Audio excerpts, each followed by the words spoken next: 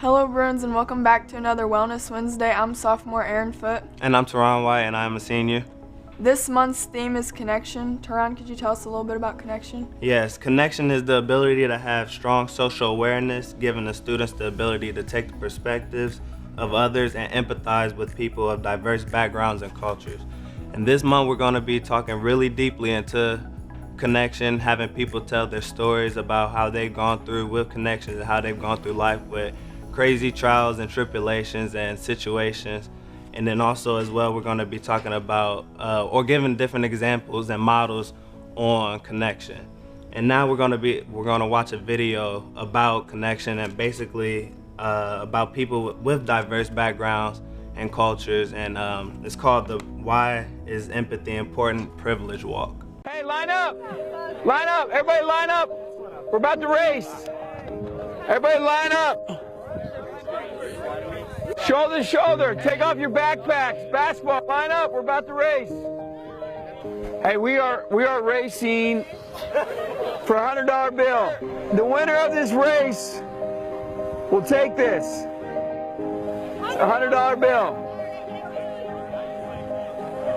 Before I say go, I'm going to make a couple statements.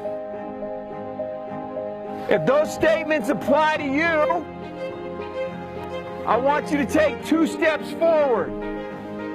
If those statements don't apply to you, I want you to stay right where you're at. Take 2 steps forward if both of your parents are still married.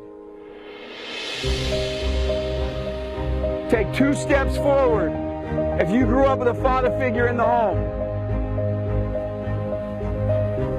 Take 2 steps forward if you had access to a private education. Take 2 steps forward if you had access to a free tutor growing up. Take 2 steps forward if you've never had to worry about your cell phone being shut off. Take 2 steps forward if you've never had to help mom or dad with the bills. Take 2 steps forward if it wasn't because of your athletic ability, you don't have to pay for college. Take 2 steps forward if you never wondered where your next meal was going to come from. I want you guys up here in the front just to turn around and look. Every statement I've made has nothing to do with anything any of you have done. Has nothing to do with decisions you've made. Everything I have said has nothing to do with what you've done. We all know these people up here have a better opportunity to win this $100. Does that mean these people back here can't race? No. We would be foolish to not realize we've been given more opportunity. We don't want to recognize that we've been given a head start. But the reality is we have. Now, there's no excuse. They still got to run their race. You still got to run your race. But whoever wins this $100, I think it'd be extremely foolish of you not to utilize that and learn more about somebody else's story. Because the reality is, if this was a fair race and everybody was back on that line, I guarantee you some of these black dudes would smoke all of you. And it's only because you have this big of a head start that you're possibly going to win this race called life. That is a picture of life, ladies and gentlemen. Nothing you've done has put you in the lead that you're in right now. When I say go, on your mark, get set, go!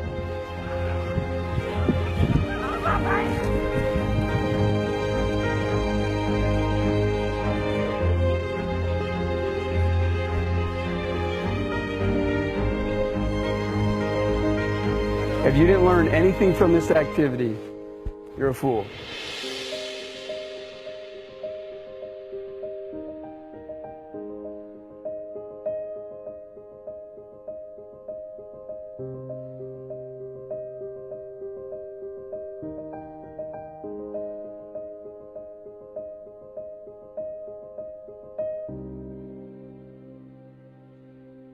After watching that video, we thought it was very powerful. My name is Quinn Olding, and I'm a junior. My name is Jacob Smith, and I'm a junior as well. And we want to just give a little bit of insight on how that video made us feel and affected us personally. We thought that with them all starting in the back and how he had said like little sentences and phrases for them to step up, and a lot of the people that were in the front were like looking back and realizing how much of a head start they had to the prize, and that people in the back, they didn't do anything to cause them being so far back. They really just were living their lives, and the other people just had those advantages because they come from maybe better families or better brought up mentalities. And that's not necessarily the people in the back's fault, but they still have that downfall setback that doesn't have anything to do with them really. Yeah, Quinn, you make a great point. I get the same type of video feels from like when I watched it. You could really tell that some people are just, they're born with a head start. Some people might realize it, and they might not appreciate it, but sometimes your parents give you a head start in life. Sometimes it could be your race or ethnicity that gives you a head start in life, and sometimes you just have to realize that, and you don't argue against it, you just appreciate it. And that doesn't mean anything as well. People that don't have the head start in life could also come back and smoke you. They could be a lot further in life than you ever made it, just because they worked hard and you didn't. So sometimes you have to appreciate what you have in life and what you don't.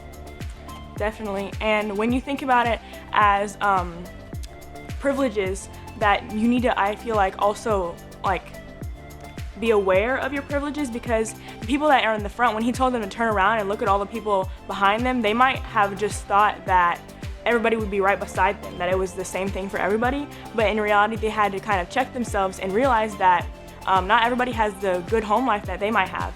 And with the prize of $100, maybe they should, like, they were really like right in front of the guy that was going to give them the prize. They could reach out and grab it, but you kind of have to, like he said, like people that are from the back, they could come up and if they work hard 5 times as hard than the people that are too close, then they could come up and get it right out from underneath you.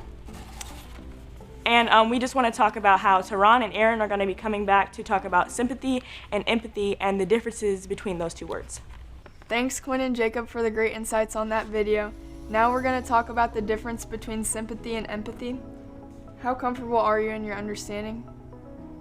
Okay, now the difference between sympathy and empathy is when you have sympathy is when you feel for someone, and having empathy is when you feel with someone. So having empathy is kind of like you can relate to their story as well. So a couple examples of that is sympathy is like saying, I'm sorry for your loss. So you was never close with that person, or if they actually had a loss or whatever, you can't really, you give your condolences to them.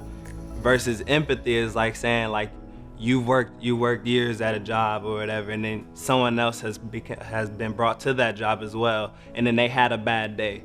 Well, you can empathize with them because you've been through those bad days as well. So you can actually help them take next steps to have those better days the next days for that job, or to keep going because you can relate to their story. Now we're gonna watch a video that kind of implements as well as a review on what empathy and sympathy is and how it's used in real life. So what is empathy, and why is it very different than sympathy?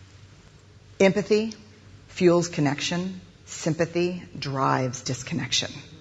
Empathy, it's very interesting. Teresa Wiseman is a nursing scholar who studied professions, very diverse professions where empathy is relevant, and came up with 4 qualities of empathy.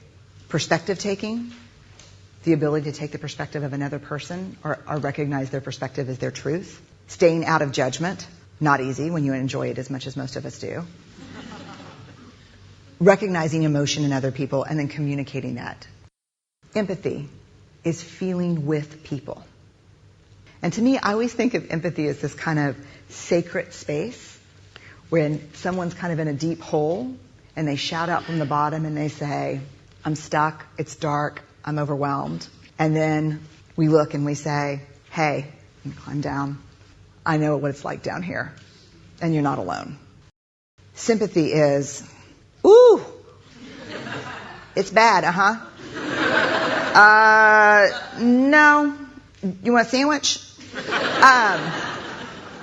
Empathy is a choice, and it's a vulnerable choice, because in order to connect with you, I have to connect with something in myself that knows that feeling.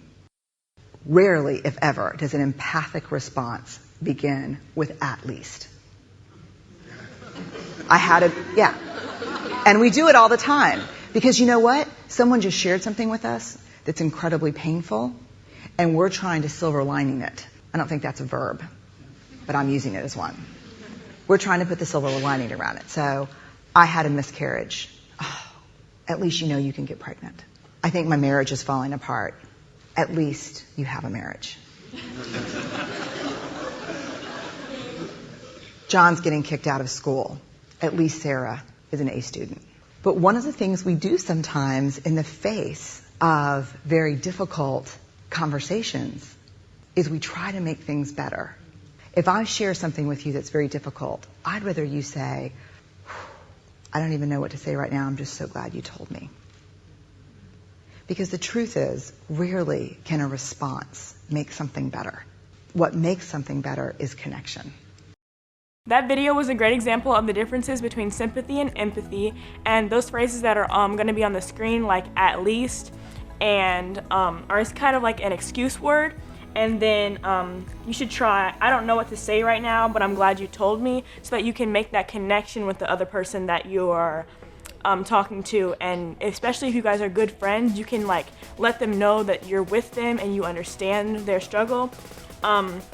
Connect with someone rather than just listening and making those excuses. A few examples that I have in my life are I'm peer mentoring a student, and she's struggling with some math, and so she's doing algebra right now, and I took algebra a while back, so the struggles that she might be having, I definitely can feel for her because I took the same curriculum and the same material that she's learning and took the same type of tests.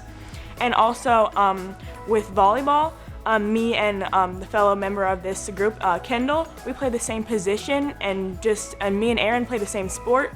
We all play the same sport, so we can kind of draw if they're having a bad day and they say what they're struggling with. We know the same type of struggle because we deal with it every day.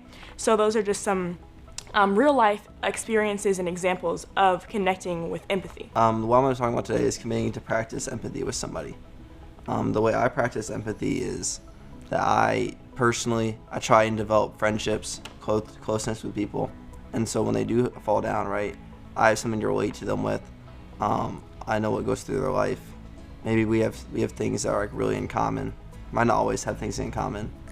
But what I'm going to challenge you guys to do today is I want all the teachers to go out and try to find 5 students and develop a connection with them. I want students to go out and try and find 10 other students and develop a connection with them. And I really want you guys to try and just develop a deeper connection with everybody.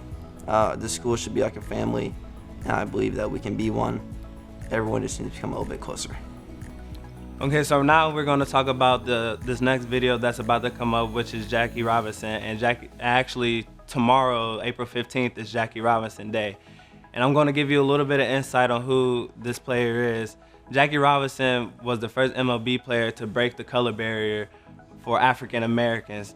And this video is going to show deeply what connection and empathy is between a white player and an African American player, because African American players were not real, they didn't really welcome them to the league just because of their skin color. So that's what this video is going to show you, and it's going to be a good example of what connection is. They can say all they want. We're just here to play ball. It's just a bunch of crackpots still fighting the Civil War. Well, hell, we'd have won that son of a gun if the cornstalks would have held out. We just ran out of ammunition. Better luck next time, Pee Wee. Ain't gonna be a next time, Jackie. All we got's right here. Thank you, Jackie. What are you thanking me for? I got family up there from Louisville. I need them to know. I need them to know who I am. Hey, number 1! You playing ball or socializing? Playing ball, up. Come on! playing ball. Maybe tomorrow we'll all wear 42. That way they won't tell us apart. That was a great video to show the true meaning of empathy and the connections that the players had. We're very excited to present to you this month's topic of connections, and we have a lot of things headed your way. We have an interview, 2 interviews actually, and then we have another connection talk with some of our peers to just introduce the topic more and just build up for those interviews. And we also want to add in again that if we have any students that are interested in being a peer mentor, sophomores, juniors, especially, that you can look at the link below and email or see us in school, tap our shoulders, whatever you need to do, or email Mr. Morales and he can set things up for you. Yeah, we're always looking for more people, so it'd be great if you guys would like to join. And then what I want to ask, or challenge you again, is make sure you try and get the challenge done. If you're a teacher, try to establish 5 connections with different students you have. Try to understand them better. And if you're a student, try and go out there and find 10 other students that you can get a connection with. We'll see you next week, Bruins.